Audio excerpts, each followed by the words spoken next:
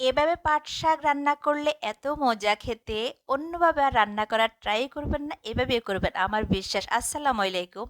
আপনারা কেমন আছেন? আমি আলহামদুলিল্লাহ ভালো আছি। আমার আজকের রেসিপিটি হলো মোশারির ডাল দিয়ে পাট শাক রান্না। আমি প্রথমে ডালগুলো ক্লিন করে নিয়েছি। এখানে দিয়ে দিলাম একটু রসুন, একটু হলুদ আর হলো গিয়ে কিছু মরিচের গুঁড়ো দিয়ে আমি এটাকে সিদ্ধ করে নিয়েছি প্রথমে ডালটাকে। তারপর আমি পাট শাকটাকে দিয়ে দিলাম। পাট শাকটা দিয়ে আমি কিন্তু খুব কম সময় রান্না করব, একদম কম সময় রাখবো, জাস্ট 2 থেকে 3 মিনিট। একটু শাকটা একটু সিদ্ধ হলে হলো। তারপরে কাঁচামরিচ দিয়ে দিলাম, দিয়ে এখন আমি এটাকে ভাগার দিব। ভাগারটাই হলো সবচেয়ে জরুরি এখানে। ভাগারটা সুন্দর হলে কিন্তু এই রান্নাটা খেতে টেস্ট হবে। আমি দিয়ে দিলাম রসুন কুচি, দিয়ে দিলাম পেঁয়াজ কুচি, আর দিয়ে দিলাম কিছু শুকনা মরিচ, আর দিয়ে দিব কিছু চিংড়ি মাছ। চিংড়ি মাছগুলো একটু বড় হাতে আমি পিস পিস করে কেটে দিয়েছি, ছোট চিংড়ি মাছ হলে আরও ভালো।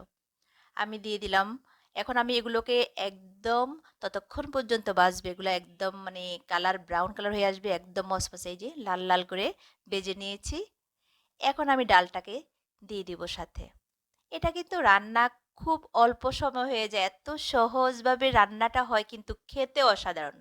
অল্প সময়ে খুব সহজে অসাধারণ একটি রেসিপি কিন্তু এটা। অনেক ইজিভাবে আপনার সময়টা অনেক বেঁচে যাবে এটা রান্নাটা, আর খেতে অসম্ভব মজা হয়। এই যে আমার শাকের কালারটা দেখেন, কালারটার শাক কিন্তু বেশিক্ষণ রান্না করবেন না, খুবই অল্প সময় নামিয়ে ফেলবেন শাকটা দিয়েই। শাক তো বেশি টাইম রাখা লাগে না, তাহলে কিন্তু কালার নষ্ট হয়ে যায়। আর হলুদটা কম দেবেন।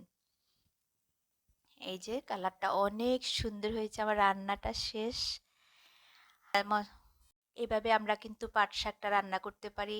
ডালটাও যেমন শরীরের জন্য পুষ্টি, শাকটাও খুব দরকার বাচ্চাদের জন্য। এই রান্নাটা কিন্তু খুবই উপকারী, আপনার জন্যও খুবই উপকারী, সবার জন্যে খুবই উপকারী এই খাওয়াটা। আমার এই ভিডিওটা আশা করি আপনাদের ভালো লেগেছে। আর যদি ভালো লাগে অবশ্যই লাইক কমেন্ট শেয়ার করে আমার পাশে থাকবেন। আগামী নতুন আরেকটি ভিডিও নিয়ে হাজির হব ইনশাল্লাহ। আল্লাহ হাফেজ।